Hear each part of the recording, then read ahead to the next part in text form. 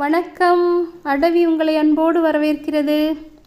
மாடியில் நான் நிறைய டேபிள் ரோஸ் வச்சுருக்கேன்னு ஏற்கனவே உங்கள்கிட்ட சொன்ன பாருங்கள். இதெல்லாம் தான் அந்த அழகான பூக்கள். இவங்களுக்கெல்லாம் இடம் பத்தில் குட்டி குட்டி தொட்டியில் வச்சுருக்கேன். இது எல்லாத்தையும் எடுத்துட்டு இவங்களுக்கு நல்ல பெரிய இடமா இன்றைக்கி கொடுக்கறதுக்காக தோட்ட பராமரிப்பு வேலையில் இறங்கியிருக்கிறேன். நானும் என் கணவரும் சேர்ந்து தான் இன்றைக்கி இந்த வேலைகள் எல்லாத்தையும் செய்ய போகிறோம். வேலைக்கு இடையில் சின்ன சின்னதாக கொஞ்சம் படம் பிடிச்சிருக்கோம். அதோடு சேர்த்து ஒரு சின்ன விஷயங்கள்லாம் உங்கள் கூட பகிர்ந்துக்கலான்னு இருக்கேன். இந்த பதிவை முழுசாக தவறாமல் பாருங்கள். இன்றைக்கி வெயில் கொஞ்சம் மந்தமாக இருக்குது. இதுதான் நான் தோட்டத்தை சீரமைக்கிறதுக்கு முன்னாடி இருக்கக்கூடிய பார்வை. ஒரு தார்பாய் ஒன்று விரிச்சாச்சு, மண்ணெல்லாம் எடுத்து கொட்டிக்கின்றதுக்காக. தண்ணிலாம் கொண்டு வந்து வச்சுக்கிட்டேன். இது காலையில் 9 மணிக்கு இன்றைக்கி ஆரம்பித்தோம். வெயில் மந்தமாக இருக்குது. சனிக்கிழமை அன்றைக்கி செஞ்சது இந்த வேலை. சனி ஞாயிறு எனக்கு 2 நாள் தேவைப்பட்டுச்சு. ஒரு பாதி நாள் என் கணவர் கூட இருந்தார். அப்புறம் சாயங்காலம் 7-8 மணி வரைக்கும் இந்த வேலை தான். மறுநாளும் கொஞ்சம் வேலை. இந்த பூக்கள் ரொம்பவுமே அழகாக இருக்கிறதுனால திரும்பவும் காட்டுறேன். ஒன்றும் இல்லை, மாடி தோட்டத்தில் காய்கறி செடிகள் அந்தளவுக்கு நமக்கு பொருள் கொடுக்குதா, திரும்பவும் காய் கொடுக்குதா அப்படின்னு கேட்டால் எனக்கு தெரிஞ்சு இல்லை. என்னுடைய அனுபவத்தில் ஒரு 10 ஆண்டுகள் கோத்தகிரியில் நான் வசிச்சிருக்கேன். அங்கேன்னு இல்லை, கடலூர்லேயுமே இங்கே தரையில் நம்ம வைக்கிற செடியிலேருந்து கிடைக்கிற காய் அளவுக்கு மாடியில் கிடைக்கிறதில்ல. ரொம்ப மெனக்கிட வேண்டியதாக இருக்குது. செலவு அதிகம் பண்ண வேண்டியதாக இருக்குது. செடிகளோட வேர் நல்லா பரவி ஓடணும். அப்போ தான் அந்த செடியால் நிறைய காய்கறி உற்பத்தி பண்ண முடியும். அதனால் இந்த மாடியில் இருக்கிறது எல்லாத்தையுமே எடுத்துகிட்டு நிறைய பூச்செடி மட்டுமே இனி வைக்கலாம் அப்படிங்கிற முடிவுக்கு வந்துட்டேன். மாடி தோட்டத்து காய்கறி செடி பற்றின உங்களது அனுபவத்தையும் கீழே இங்கே பதிவில் போடுங்க. இந்த வேலைக்கு இடையில பாருங்கள், மாடியிலேருந்து கீழே பார்க்கும்போது கொஞ்சம் பச்சை பசேல்னு இருக்கா.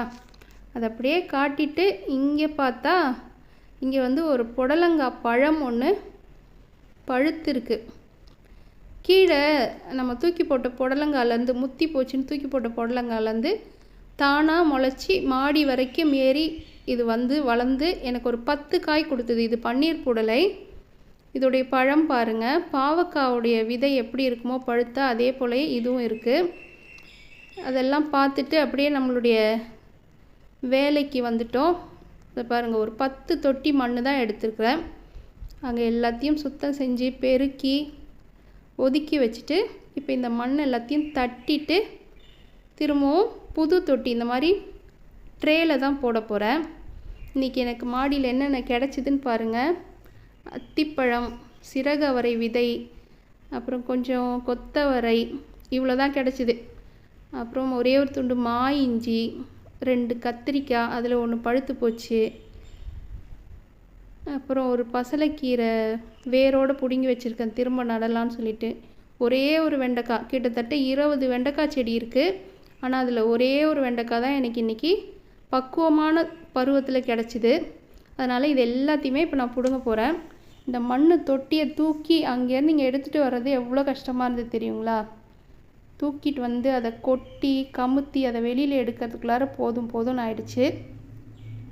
இப்போ இதெல்லாத்தையும் முடிச்சுட்டு இந்த இடம் எப்படி மாறுதுன்னு பார்ப்போம். அதே மாதிரி நிறைய பேர் என்கிட்ட செடி கேட்குறீங்க, அப்புறம் பதில் சொல்ல மாட்டீங்க. ஒரு சிலர் என்ன பண்ணுறீங்க, செடி கேட்டாலும் விலை நீங்கள் எதிர்பார்க்குற விலை இருக்கணும்னு நினைக்கிறீங்க.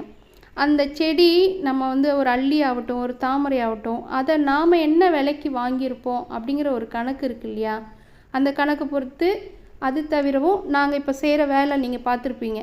இந்த மாதிரி ஒவ்வொரு செடியை நம்ம உற்பத்தி பண்ணுறதுக்கு ஒரு 4 மாதம் ஆகுது.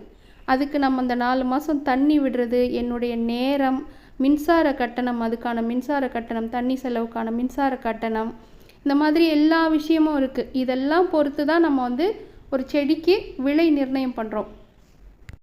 நீங்களே 4 பேர்கிட்ட விலை விசாரிச்சுட்டு நம்மக்கிட்ட கேளுங்க. நம்ம முடிஞ்ச அளவுக்கு கம்மி விலைக்கு தான் கொடுக்குறோம். ஏன்னா நான் ஒரு செடியை வாங்கும்போது எவ்வளோ ஆசையோடு தேடி வாங்கியிருப்பேன். அதே மாதிரி தானே நம்மக்கிட்ட கேட்பாங்க. அப்படிங்கிறதுக்காக குறைஞ்ச விலைக்கு தான் கொடுக்குறேன். நீங்கள் தேடி பார்த்துட்டு அதுக்கப்புறம் நம்மக்கிட்ட வாங்குங்க. நான் செலவழிக்கக்கூடிய இந்த நேரம், மின்சார கட்டணம் இதெல்லாம் யோசித்து பார்த்துட்டும் என்கிட்ட விலை கேளுங்க. நம்ம வேலையெல்லாம் முடித்ததுக்கப்புறம் மாடித்தோட்டம் எப்படி ஒதுக்கி அழகாக இருக்குன்னு பாருங்கள். ஒரு நாட்டு ரோஸ் ஒன்று கொஞ்ச நாளாக கவனிக்காமல் விட்டதில் செத்து போயிடுச்சு. அப்படியே இந்த செடிகள் எல்லாத்தையும் ஒரு பார்வை உங்களுக்கு காட்டிடுறேன். இந்த எலுமிச்சை கன்று இருக்கிற இந்த தொட்டியில் நான் கருவேப்பிலை கன்று வாங்கி வச்சுருந்தேன். அது செத்து போச்சு. இந்த எலுமிச்சை தானாக முளைச்சி அவ்வளோ செழிப்பாக வந்திருக்கு. அடுத்தது இது ராஸ்பெரின்னு சொல்லக்கூடிய ஒரு பழம். இது வரைக்கும் இது காய் கொடுத்ததில்லை. 2 ஆண்டுகளுக்கு மேலே வச்சுருக்கேன். ஒரே முள், அது கிட்டையே போக முடியாது நம்மளால். அடுத்தது பாருங்கள், இது பீனட் பட்டர் ஃப்ரூட்டுன்னு சொல்கிறாங்க. வாயிலே வைக்க முடியல அந்த பழத்தை. ஆனால் கொஞ்சம் அள்ளி செடிகள்லாம் கீழே வெயில் இல்லாமல் கஷ்டப்பட்டுட்டு இருந்தது. அவங்களையும் சின்ன சின்ன தொட்டியில் மாற்றி மாடிக்கு கொண்டு வந்து வச்சுருக்கிறேன். தரையை இன்னும் கழுவி விடலை. இன்றைக்கி மழை வந்தால் தானாக இது போயிடும் அப்படிங்கிற நினப்பில் அப்படியே விட்டுட்டேன். பார்ப்போம், இல்லைன்னா நான் தான் கழுவி விடணும். இது டேபிள் ரோஸ். செம்மண்ணுங்கிறதுனால தரை மொத்தமும் அப்படியே செவன்னு அப்படி இருக்குது. இது மொத்தமும் இப்போ டேபிள் ரோஸ் வச்சாச்சு. காய்கறி தான் நமக்கு பெருசாக அறுவடை கொடுக்கறது இல்லைல்ல, எல்லாமே இனி பூச்செடி மட்டும்தான். அங்கே கொஞ்சம் இஞ்சிலாம் வச்சுருக்கேன், அது மட்டும் விட்டுருக்குறேன். இந்த மல்லிச்செடி ஒரு 2 ஆண்டுகளாக இருக்குது. வாரத்துக்கு ஒரு 2 நாள் ஒரு அரை முழம் பூ கொடுத்துரும். இங்கே கொஞ்சம் பன்னீர் ரோஸு, அதுலேருந்து ஒரு கட்டிங் எடுத்து பக்கத்து தொட்டியில் வச்சா நல்லா வளர்ந்துருக்கு. மீதி இங்கே புது தொட்டியில் எல்லாத்துலேயுமே நித்திய கல்யாணியும், இது பாருங்களேன், இது சிறகவரை, இது பிடுங்க மனம் இல்லாமல் விட்டுட்டேன். நித்திய கல்யாணியும் இவங்க டெய்ஸி, இதையும் வச்சு விட்டுருக்கேன். அது பாருங்கள் எவ்வளோ வாட்டமாக இருக்குது. இதெல்லாம் நம்ம உயிர் கொடுத்து நம்ம திருப்பி கொண்டு வரணும். கொண்டு வந்தால் தான் நம்மளால் 4-5 செடி உற்பத்தி பண்ண முடியும்.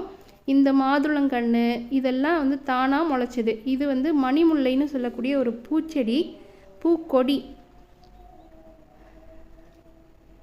இது எல்லாமே இப்போது நித்திய கல்யாணி தான். வின்கா இதோடைய ஆங்கில பெயர்.